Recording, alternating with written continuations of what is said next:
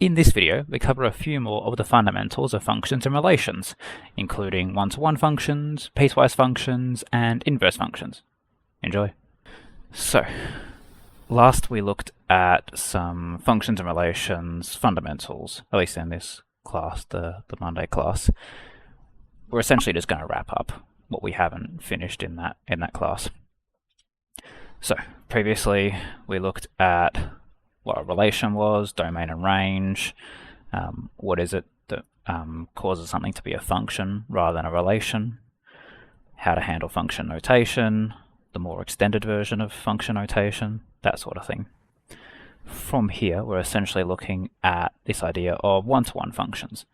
Now, I briefly mentioned this in the previous class, what a one-to-one function is, so let's just review that momentarily. So, a function is simply something that only has one given y value for any given x. So both of the things you could see on the main screen share, the quadratic and the linear, those are both considered functions because if I were to draw a vertical line anywhere on that graph, I would only intersect with that graph once. All right, that's what makes it one-to-one. Oh, sorry, that's what makes it a function. Now, for a one-to-one function, you must also pass the horizontal line test, which essentially means you have to have a unique value of y for each value of x. So in the case of the quadratic, that's not quite met. If I were to draw a horizontal line here, you would see that the y value of 3 appears for two different x values. It appears for around here and around there. You get two possibilities to get a y value of 3.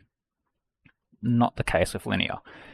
If you know the y value in linear, you automatically know what the x value is, no matter what.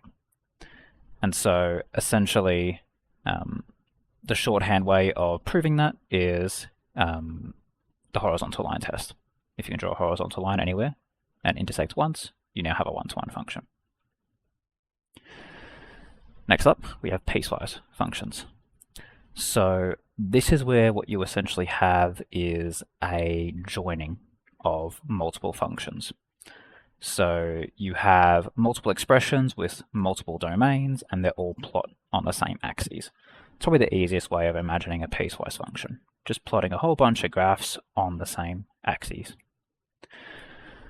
So all you essentially do is go top to bottom and read left to right.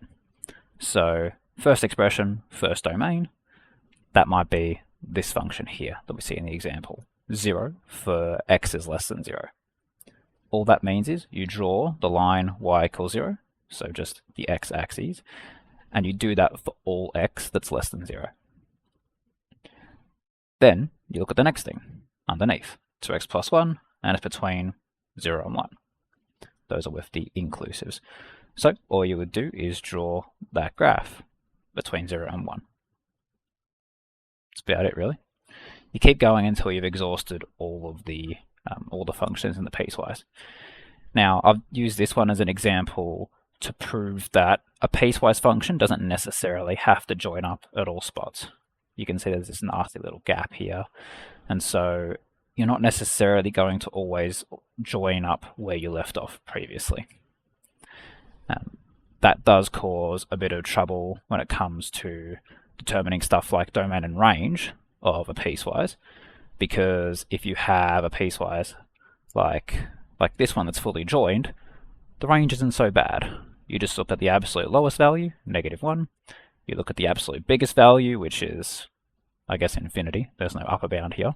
And so you would say -1 to infinity for the range. That's not so bad.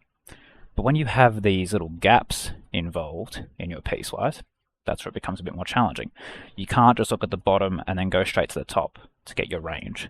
Like, for example, you couldn't just do -6 not inclusive all the way up to 10. The reason why is because you've got this gap that's here from 2 to 6.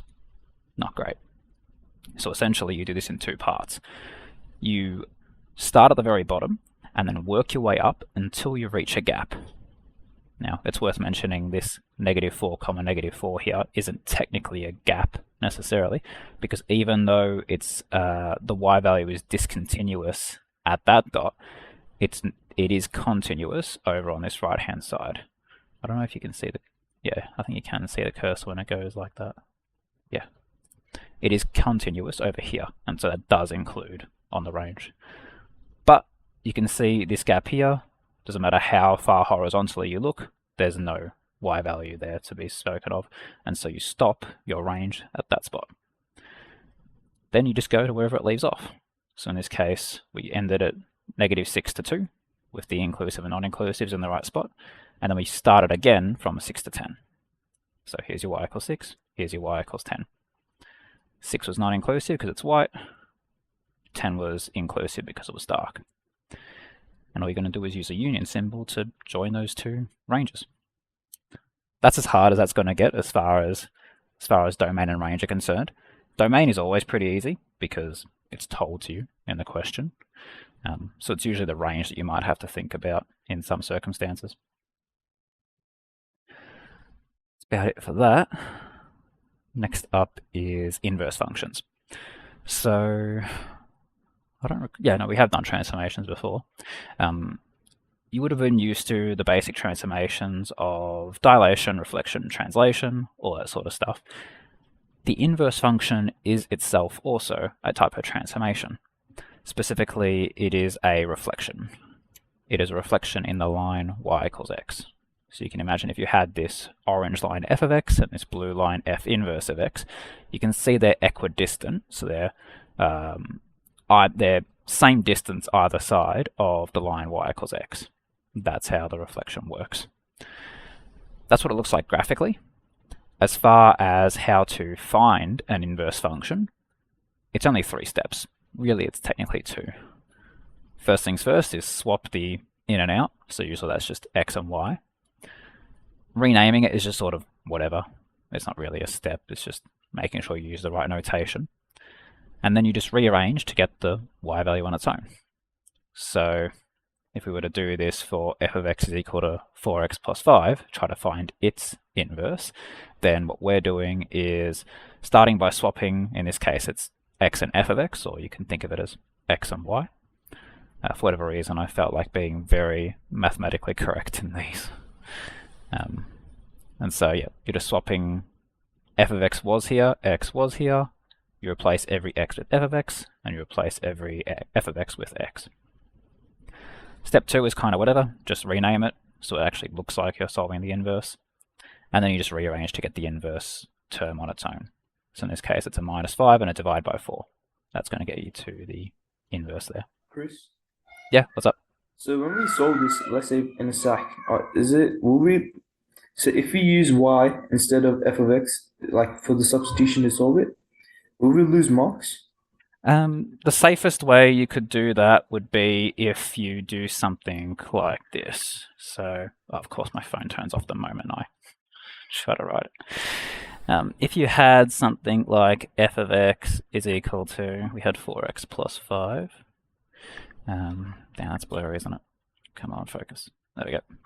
Then the safest way, if you want to stop writing like this a bunch of times, is you just say y equals f of x. And then you go y equals 4x plus 5, x equals 4y plus 5. And you could start, and you could go from there. Probably even safer than that would be then saying, something along the lines of converting this to y inverse, because just swapping x and y is technically not a math thing. You can't really just do that. You'd have to convert it into something else. That's getting a bit pedantic though. Like even this is kind of getting a bit pedantic. You should be fine doing this, just calling it x and y and swapping it around. That would be a question for your teacher specifically, if your teacher's going to care about that. As far as the exam, they don't really do detailed solutions, but I can say for certain no one goes into this much effort into trying to like make the notation absolutely perfect. As long as at the very end you use the notation correctly, then you'll be fine.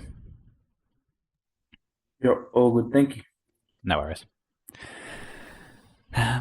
So basics of inverse. Swap x and y, rearrange for y. That's the gist of it in pretty much every circumstance. we'll see a couple of issues where the actual rearranging for y can be a bit challenging, but for now that's the basics. One thing I didn't quite mention is that the inverse function can only actually exist if your function is 1-to-1. Now the reason for that we can explore with, again, another drawing. So over to the handwritten bit. So you've already seen what it looks like to do the inverse of a linear. Now let's explore the quadratic. So we imagine our quadratic. We could imagine the line y equals x would be something like this. The inverse of that, maybe I should use a different color. The inverse of that would look something like this. Now that's not necessarily a problem. We just can't call that the inverse function, because that's not a function anymore. Anyone remember why we can't call this a function? It doesn't pass the vertical line test. Yeah, doesn't pass vertical line test. More mathematically, you would say for any given x value, there could be multiple y. But yeah, vertical line test is perfectly acceptable as an explanation if you had to do it in an exam. So, what we find, mathematically speaking, is that if you only have one section of the quadratic, then only one part of it can be flipped. So if I deleted both the left-hand side there, then the true inverse of, the new inverse of that would now look like this. Both of these are now 1-to-1 functions, or at least both of these are functions. So for an inverse function to ever exist, your function needs to be 1-to-1. Okay, back to the other notes, domain and range of the inverse. So the easiest way to remember this is if you remember how to find the inverse as is. If you remember that finding the inverse is a matter of swapping your x and y, then it shouldn't be a stretch to remember that domain and range of the inverse is just the flip of the original. Right? If you're taking the x from the original and making it the y of the new, then that's basically swapping domain and range. And that's what we see. So if you were to have a look at, the drawing I made wasn't exactly perfect because both domain and range in that case are 0 to infinity. But basically you swap domain and range. X values of one become the y values of the other. Now, that's it for the fundamentals of that. We'll look at a case which pretty much ties all of this together, all of our understanding of how inverses work together. And this was an exam question. I don't remember exactly which exam. It almost looks like a practice act question, actually. But basically what we have is a quadratic here. F of x is a quadratic, and it has a restriction on its domain b. And that b is a restriction on the upper bound of the function. We don't know what b currently is yet. First question in there is to find the largest possible value of b such that f is a 1-to-1 function. So they've kind of already given it away a little bit in the sense that we need a 1-to-1 function to find the inverse. Other ways this could be worded would be find the largest value of b such that f has an inverse function. That's the typical way it gets worded. In this case, it was a bit more cut and dry. Just make this 1-to-1. So we kind of saw how to make a quadratic 1-to-1 before. Any thoughts on how we might make this quadratic 1-to-1? B would have to be the x value of the turning point. Yeah, x value of the turning point. We saw before in the handwritten bit, if you cut it off at the turning point, or at least at a minimum, if you cut it off at the turning point, you'll have a 1-to-1 function. That's why they say largest possible value of b, because technically speaking, if I go back to the drawing that I had, instead of cutting it off exactly at the turning point, I could have cut it off like here-ish. Now, it barely looks like a quadratic at that point, but point being, this is still a 1-to-1 function, and so its inverse would also still exist.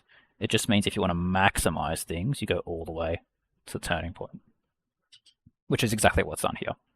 So as far as how we actually find turning point, you've got literally any method you could ever want. You could complete the square, you could do calculus, you could do negative b over 2a, which is your axis of symmetry. It's a quadratic. You've got a lot of options for that. And if you go through all the math on that, whichever way you do it, you're going to get b equals -2. Now, for actually finding the inverse, that becomes a bit more challenging. So let's see, how good are these notes? Yeah, okay, we're good. So when it comes to actually finding the inverse, again, we're going to start by swapping our x and y. So we have our f of x is equal to that, and immediately we're just swapping our x and y, or in this case, our f of x. Just to be super pedantic, I've renamed it as f inverse of x, and then we rearrange to get the f inverse on its own. So we've got this, you'd subtract your 9, you'd multiply by a negative, you'd square root both sides.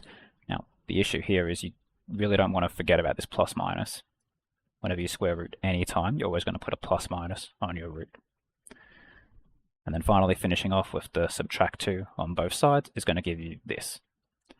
Now, this is not quite yet a function. That plus minus there means you have both parts of the root. You have the positive part and the negative part of the root. That's what happens when you get that like graph of x equals y squared, or y squared equals x, whichever way that, yeah, y squared equals x. So what we have to do now is figure out, do we have the positive or the negative? I haven't mentioned how to handle that, but any thoughts on how you might figure out if it's positive or negative?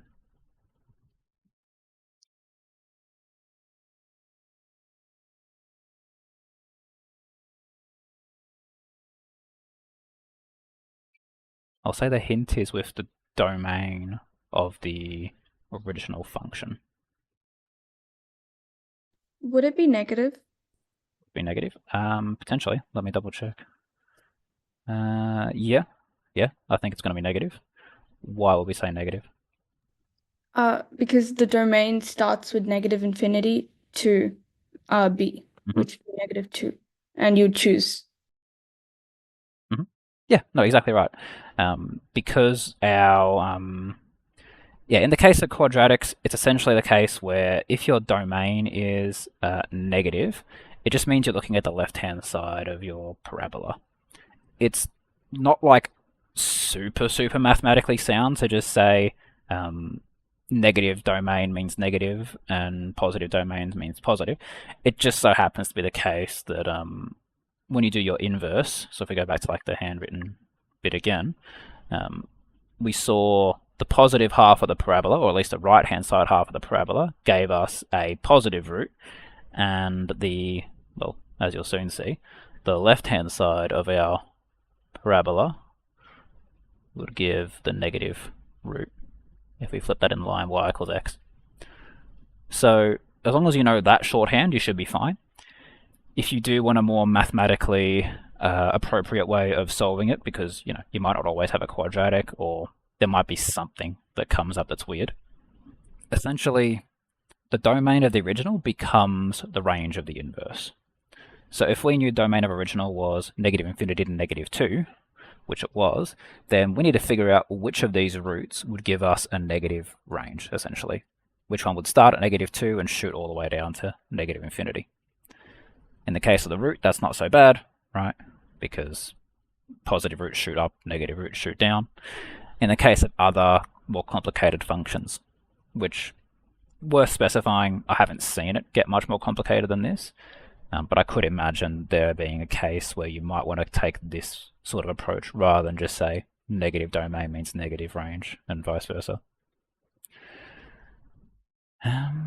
But yeah, so I guess there's a graphic involved in what we were seeing, and we had the plus and minus root. It was looking like this and this, and so choosing the right type of root is helpful there. Now, the final thing worth mentioning is in the wording of the question. So if it says find the inverse function, it means it also wants a domain associated. If it says find the rule of the inverse function, it means it just wants the rule. So in this case, it would just want this.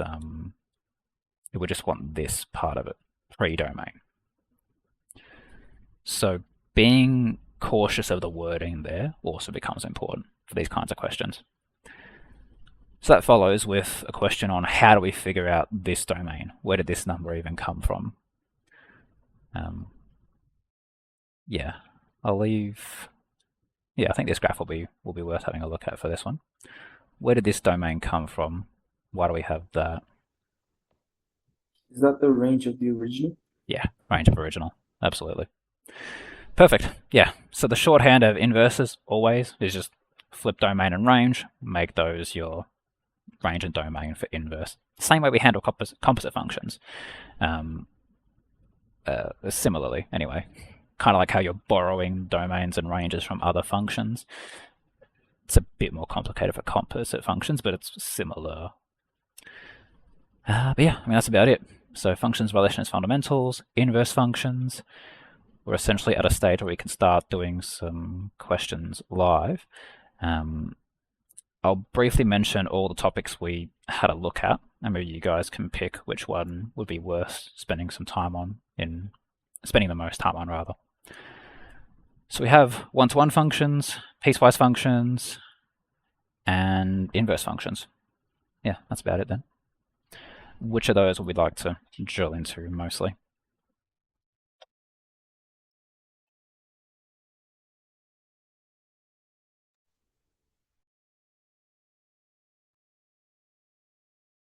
Yep, we can do that. Piecewise functions is fine. Cool. Okay, so the gist of piecewise functions. A lot of it is just sketch the piecewise function. So you'll have 2, maybe 3 different functions you'll have to sketch, all on the same axes. Sometimes you'll have to get the cas involved, which I'll actually briefly show now. So for piecewise, yeah, I do know where both are on both cases. Okay, so before we get into the actual question specifically, I'll just show you how you can handle this on the cas.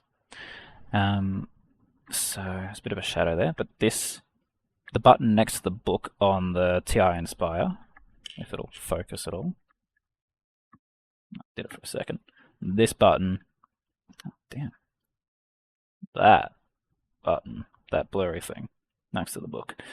You click that, and then it'll be this option here for selecting a piecewise. Fun fact, that's probably the only reason you'll need to ever click this button. That's why mine's always defaulted there.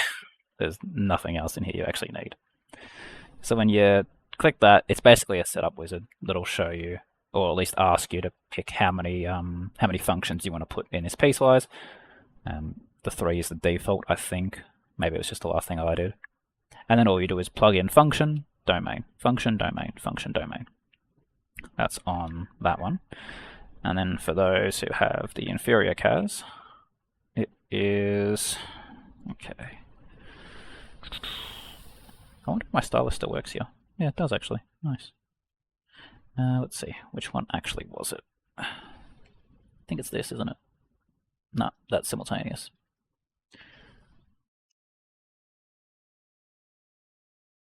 Gonna be one of these.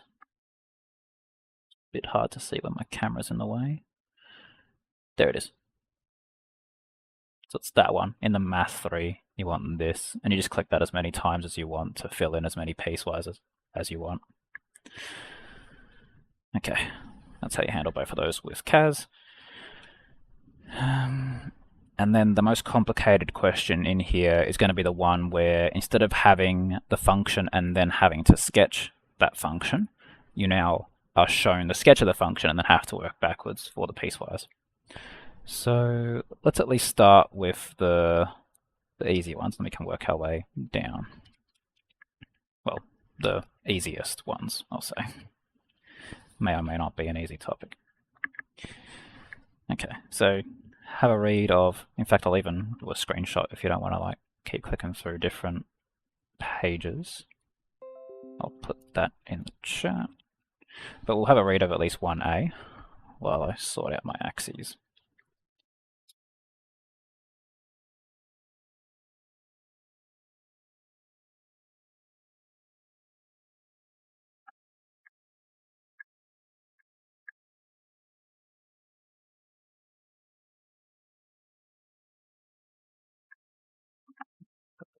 front.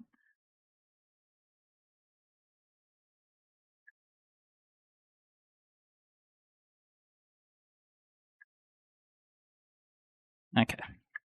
How might we start this out?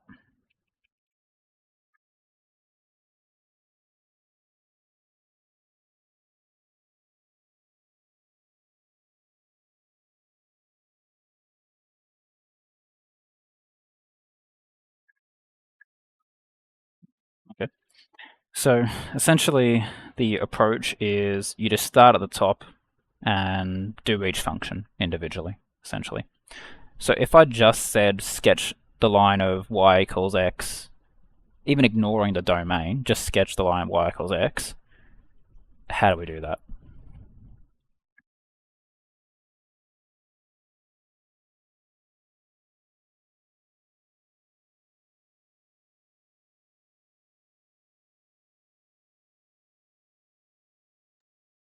For every like x value, you want to increase by one y value. Yeah. So it's like a 45-degree angle almost. Yeah, and I can appreciate that the question's probably hard to verbally answer there. I'm sure most of you, hopefully, know how to draw the line y equals x. Yeah, you can effectively just imagine that as just diagonal up at a 45 degree. You don't even have to give that many details here. It's just that you only want to sketch it for that particular part of the domain because it says x greater than or equal to 0. So remember, these are our x values. Here's x equals 0. We want it only in that portion of the graph. Just pretend it's actually straight. That is first part done.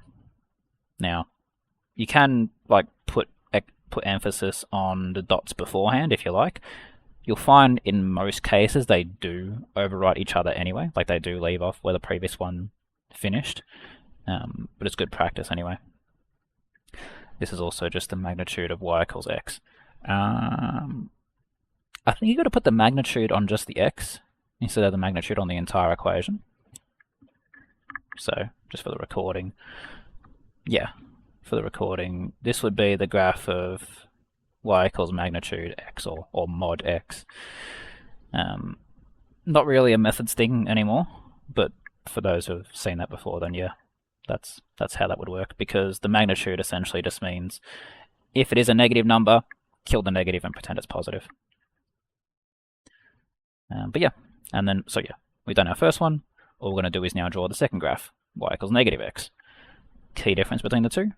Well, a negative just has a downwards pointing gradient. Try to get the slopes looking about the same as each other. Don't have them drastically different, otherwise you will lose the mark. We would try to draw an open circle here because it's less than 0, but because it joins up at that spot anyway, there's no, well, we just can't do that. So we leave it as a full circle, or maybe even just no circle at all, just so it looks like a fully continuous graph. And that's the second part of the function. That's the gist of it, really. So that's that. Let's see if we can move on to. It's all mostly linear here. Maybe we can move on to move on to question 4. It does say we could use the CAS for it. Oh, actually, I just realized we missed one. State the range. So we have our function plotted now. Any thoughts on how we could identify the range?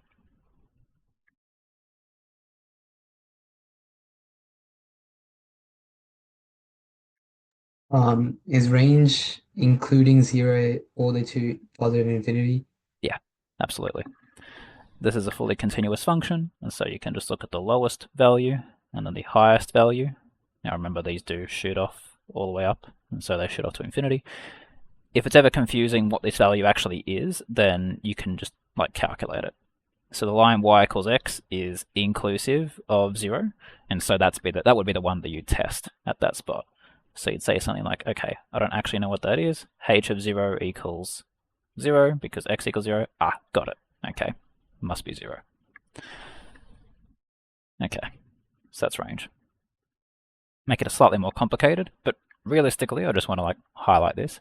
All you're really doing is sketching the graphs you already know how to sketch, but with restrictions on the domains and on the same axes. That's really all it boils down to here. So eventually this camera will refocus. In the meantime, we'll have a look at question 4, which is now got a quadratic involved.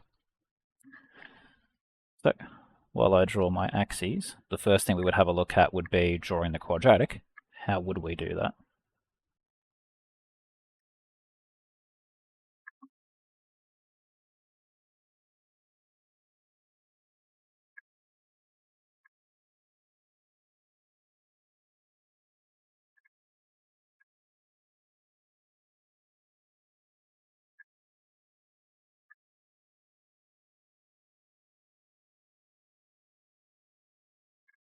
All right.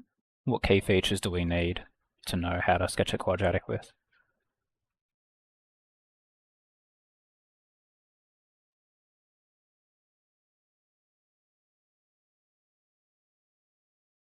The translations. Yeah. And dilations. Yeah, so predominantly translations. The dilations would sort of tell you whereabouts, or at least it would change whereabouts it would intersect the axes depending on the translations. Really, it's pretty much just the translations. So effectively, it would just be where are my intercepts and where's my turning point. As long as you know that, you'll be able to sketch your quadratic. And the way you've described that is by saying translation, which is also accurate. So, how do we get those key features? What is it about x squared plus 1 that we can start to write down?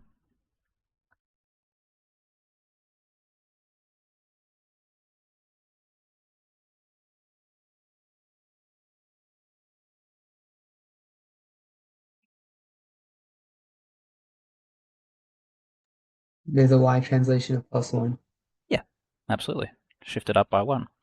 So if the normal quadratic is like this, x squared, then that vertical translation of +1 just brings it up to here. If I were to draw the full quadratic, and that would just be the point y equals 1. Now, we have x greater than or equal to 0, which means we only care about this right-hand side of our axes. It's greater than or equal to 0. And so what we're going to do is delete that left and pay attention to the inequality here. So greater than or equals 2. Does that mean we do an open circle here or a full circle here?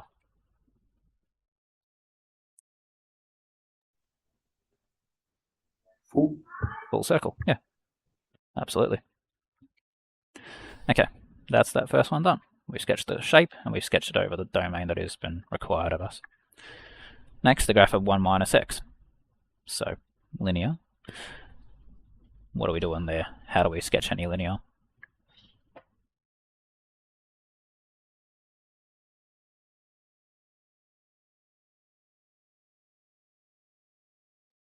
Determine the x and y intercepts. Yep. What are the ways we determine x and y intercepts?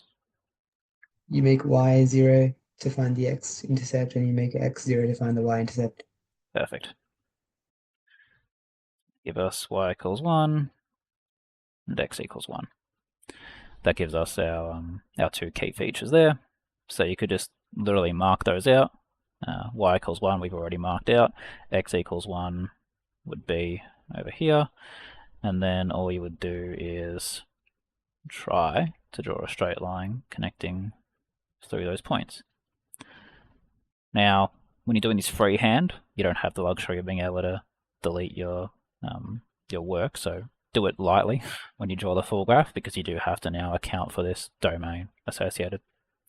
And so x less than 0 means we're looking at that left-hand side. We're going to delete that left portion of it, and I'm going to have to redraw that just a little bit. And so, this didn't really, the x-intercept didn't end up mattering in this case, but at least it was good to get a shape going on. There was a less than sign there, so ideally we would put a white circle here or an open circle there, but because it was already a closed circle there, the closed circle overrides the open circle. And that becomes our graph. So that's shooting off there, that's shooting off there. Only question left to ask is, what is the range of this function?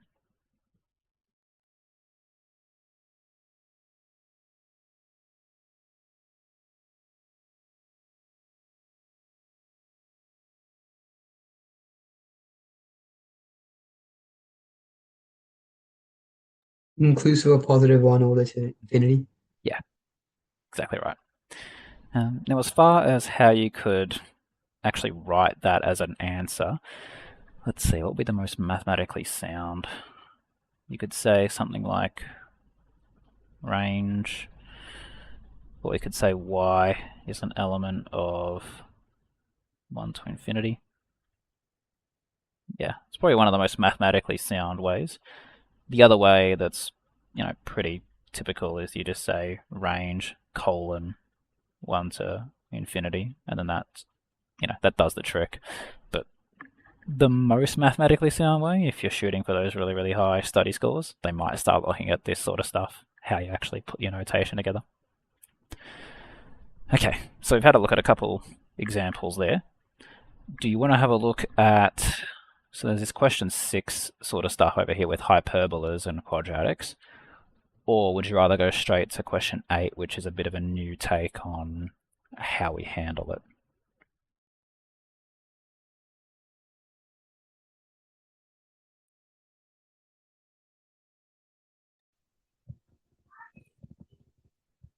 Question 8. Question 8? Yep, sure. Sounds good to me. So in this case, we have the graph, but we don't know what the function is, or at least we're not told what the function is.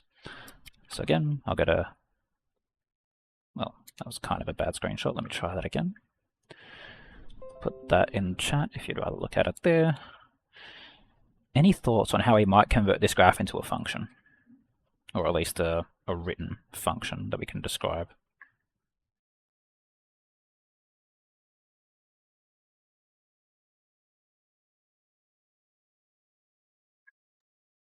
Maybe try and see how many like different segments there are in the function, and then adjust our piecewise according to that. Yeah, absolutely. So if you were to look at the segments here, how many sections do you think our piecewise should have? 3. Yeah, 3. For everyone else, it just means you've got all those, you can see clearly defined different spots of gradients. So you could imagine this is the joining of 3 different linear lines. This being like a positive linear, this being a negative linear, and this one being a negative linear with a little bit shallower of a slope. Okay, so we got clearly defined 3 different spots. How could we start to actually write the rules of these functions in there?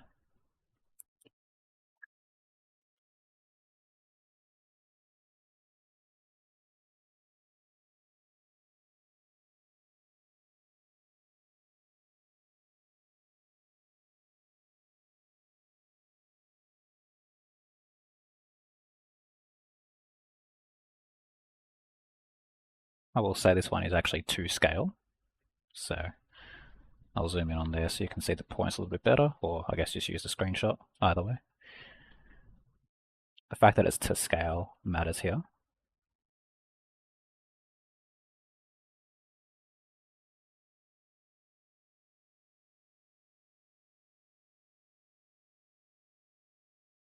I would also encourage you to think about how do you normally find the equation of any linear if you have, I don't know if I can word that in a way that doesn't give it away. I'll pause like 10 seconds, see if someone can think of something.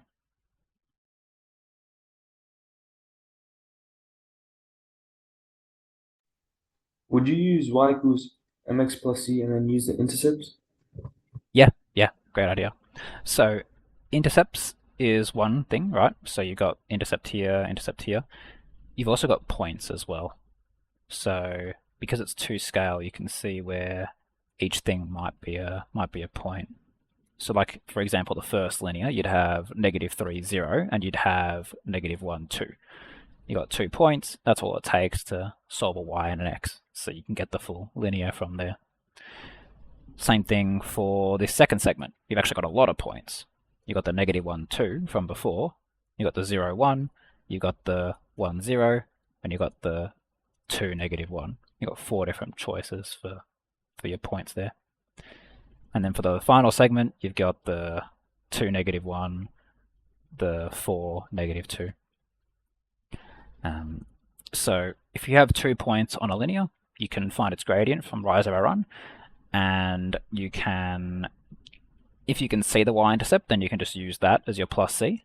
If not, you would just sub in you would just sub in a point into that y cos mx plus c to find the actual value. So I'll do that for at least one of these, and then perhaps just move on afterwards because it's the same thing over.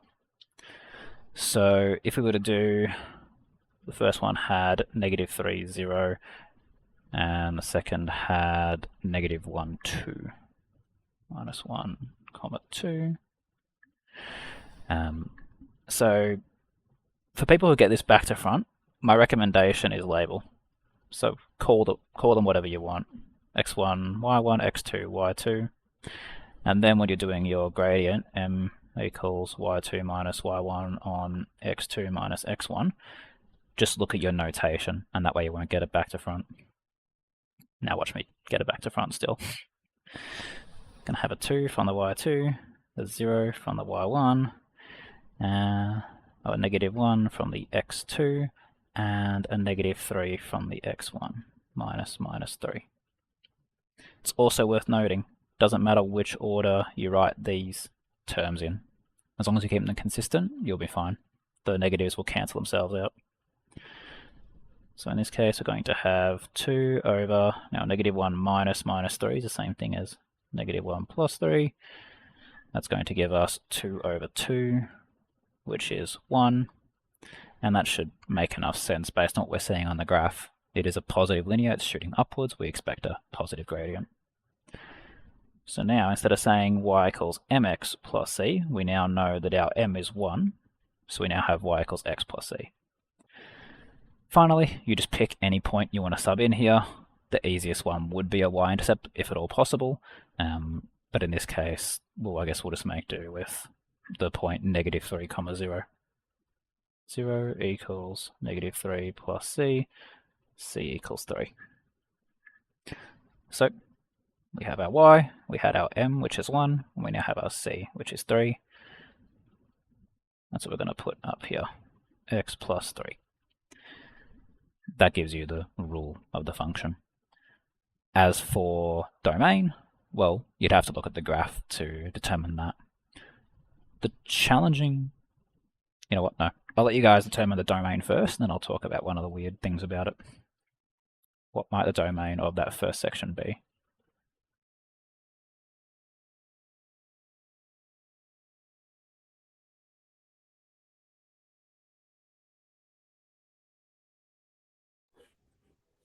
Inclusive -3 Yep. to -1. Yeah, absolutely. Inclusive -3 to 1. Now, -1 rather. Now, I'm pretty sure I know why you didn't mention if the other one was inclusive or not. And that's the sort of challenge that I was mentioning here. When you have the full graph, it's kind of arbitrary. As long as there's a full circle at that join, you can give this to the first function and then not the second function, or you could do the other way around. You give it, sorry, I just did the same thing, didn't I? You could give it to the second function, but not the first. The only thing you have to make sure of is that you make sure there is a mismatch. One of them is non-inclusive, the other is inclusive. I don't know if all hell would break loose if you did make them both the same. I've just noticed that every time they have set up a piecewise function, they've made sure that there's never an overlap. Now you might get cases where they're both non-inclusives, but you'll never get a case where both are inclusives. The CAS doesn't break with that, I'll say that much, but just to be safe, I would say making sure you don't double up on that. And yeah, I mean, that's about it really. So all that effort to get one of the linears, you would now do that 2 more times to finish up the rest of the graph. It's about it for those kinds of functions, or at least piecewise functions rather. Probably a good idea to start looking at, or at least trying to do one of the inverse functions at this point. So let's give that a shot. Let's see, what's a good one? Quadratics are usually a good one. So we'll do 3c in this case. I'll do a screenshot and then I'll start writing it out.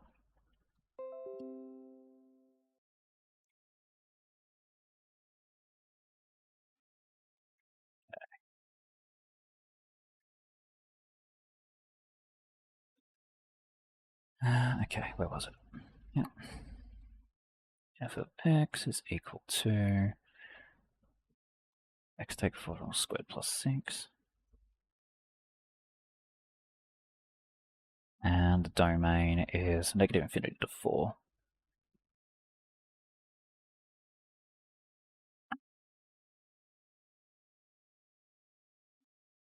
Inclusive of 4. Okay, that's our function. Who remembers how to start off the inverse?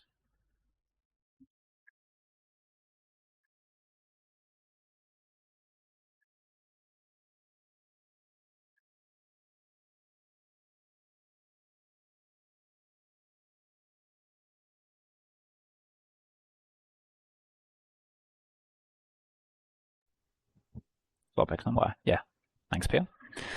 So, you could get away with just doing x equals y minus 4 all squared plus 6. If you're concerned, ask your teacher and then see if your teacher cares. And then in the exam, if you're really concerned, then sure, just write f inverse of x here instead of y. That'll be like bulletproof at that point.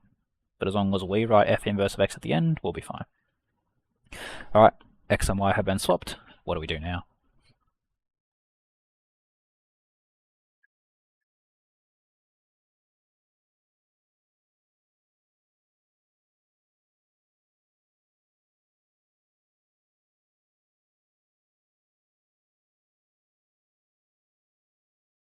You rearrange until y is on its own. Yeah, absolutely. Rearrange until y is on its own. Perfect.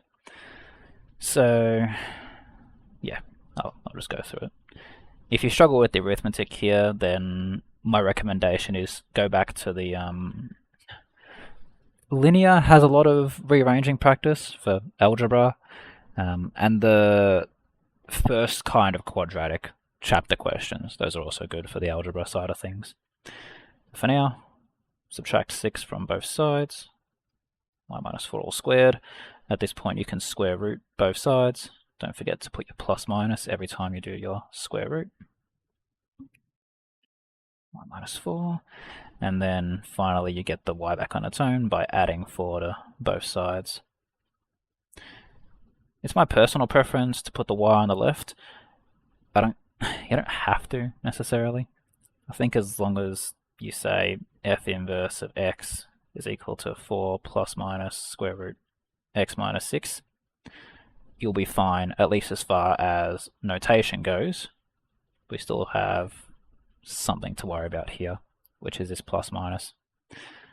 What might we do to figure out? Yeah, we've got a couple of options on how to figure out if it's plus or minus. Either let me know how to figure it out or what it is, plus or minus.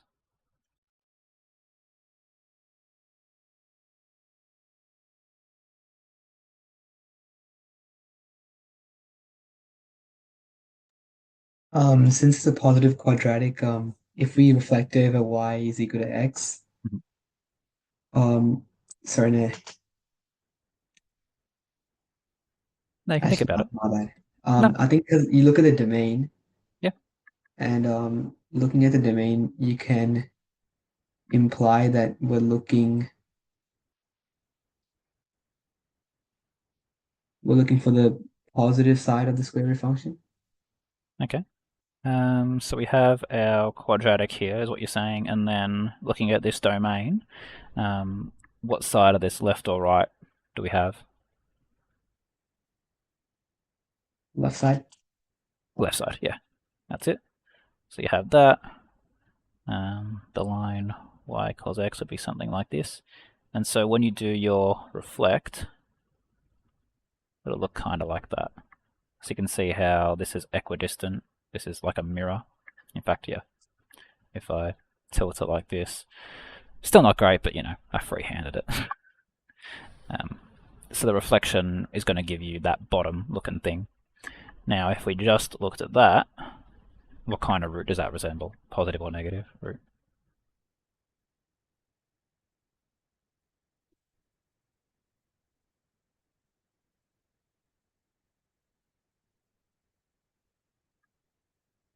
Negative. Yeah, negative root.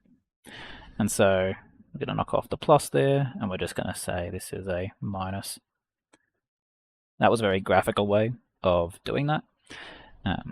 The shorthand that we've come up with here is if your domain is pointing in the left direction, then you get the negative root.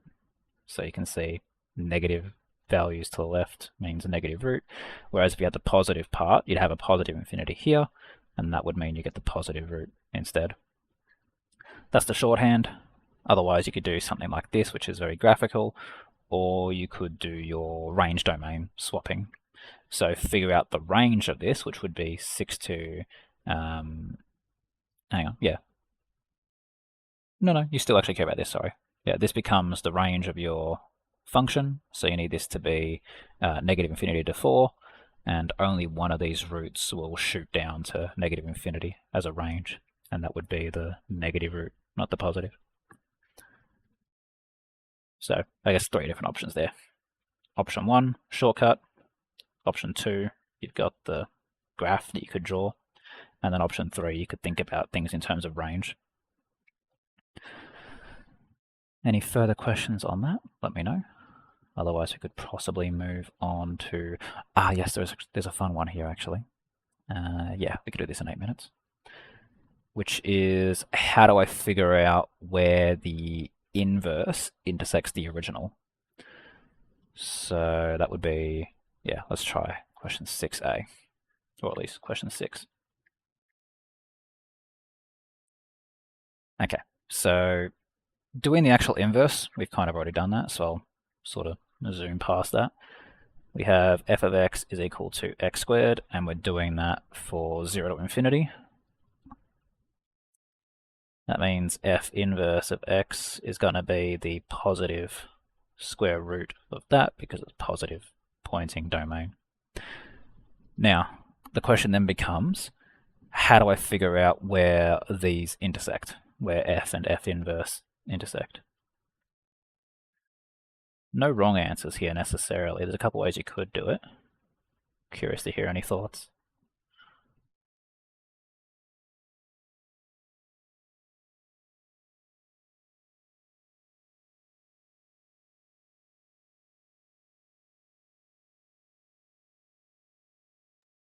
Would you just equate x squared to root x?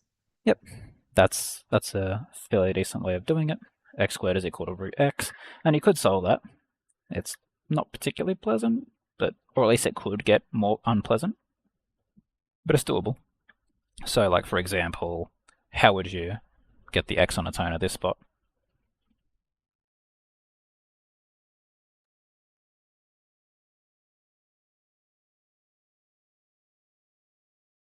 Would you square both sides? Yeah, squaring both sides is a good idea. X to the power of 4 equals x. X to the power of 4 minus x equals 0.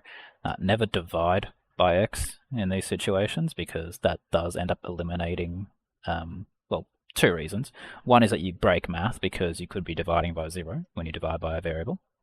And the other is, if you do end up doing that, you actually lose one of the solutions.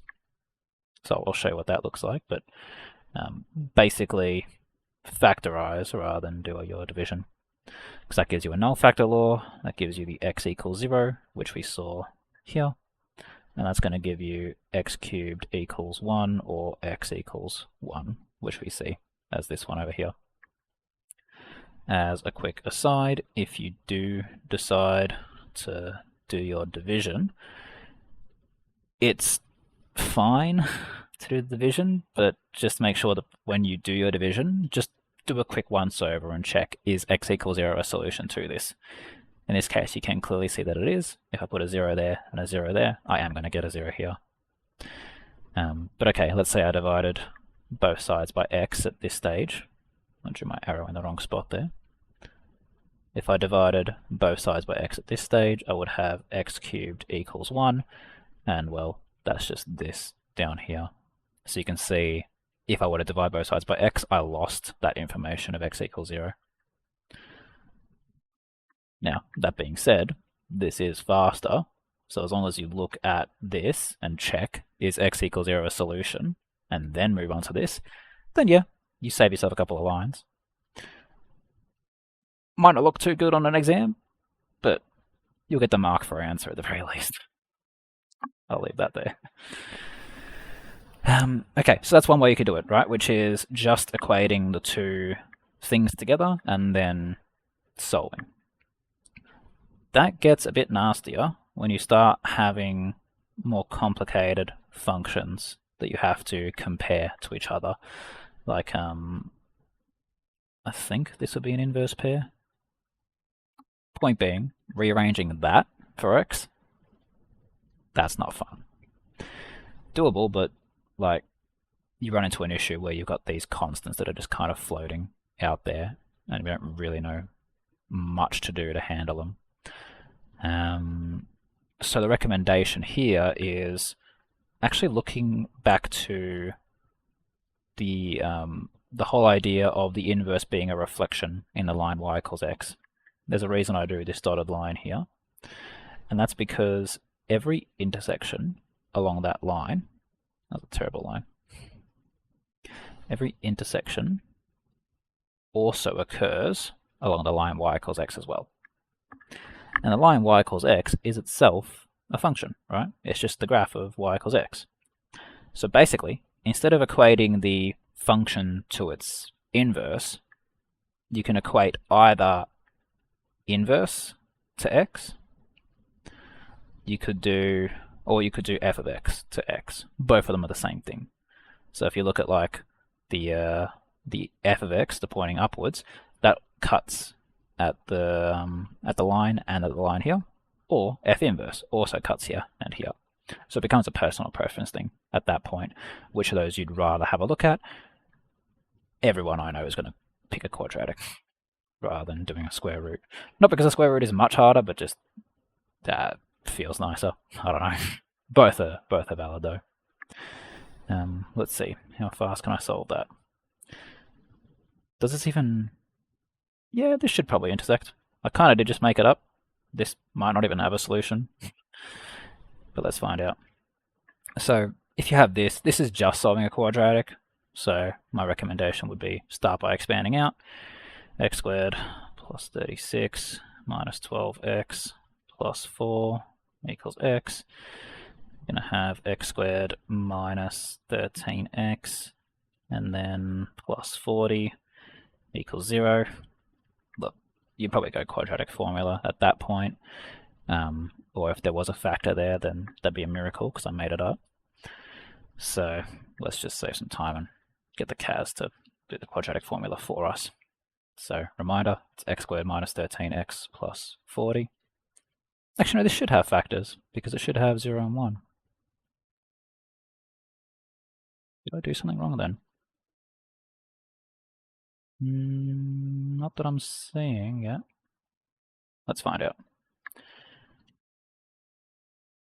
I have x squared minus 13. Come on, focus. There we go. X squared minus 13. X. Yes, wouldn't it just be 8 and 5 as the factors? Yeah, 8 and 5 is We'll weird. factorize to x minus 8 times x minus 5. Yeah. Oh, yeah, no, okay. I mean, you found the factors, which is good. Yep, that's a good one. I didn't look too hard, but congratulations there. The reason why I was really confused there was because I was still thinking about this graph here, and I was like, hang on a minute, how am I getting 0 and 1 out of this? But it's very much not the same graph. But yeah, that will tell you the intersects there. Yeah, you did find them, which is good.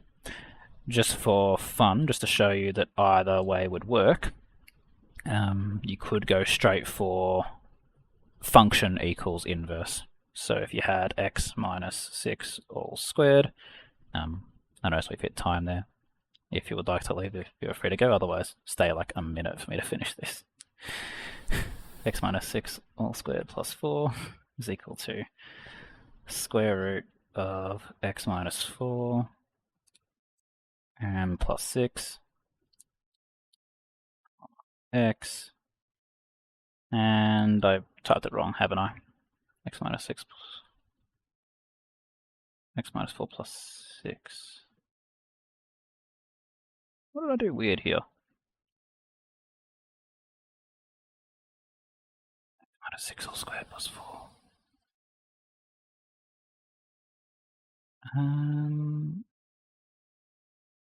What did I do weirdly? Is it because it's thinking it's both positive and negative root? Yeah, okay. So it's missing some of the... Yeah, okay. With this, you'd want to... This is another reason why you really wouldn't want to do function equals inverse, because a lot of the times you're dealing with square roots and quadratics, and so you'd have to go in there and manually like set your domain for x, and that way you'd actually get your possibility straight there. So you can see there's, well, one that we didn't see before, and depending on if you were positive or negative, you may or may not see the other solutions there. Anyway, that's about it there. So those are the ways you could do it. I'll let you guys enjoy the rest of your day. Feel free to stick around for a little bit if you have any questions. Otherwise, have a good one.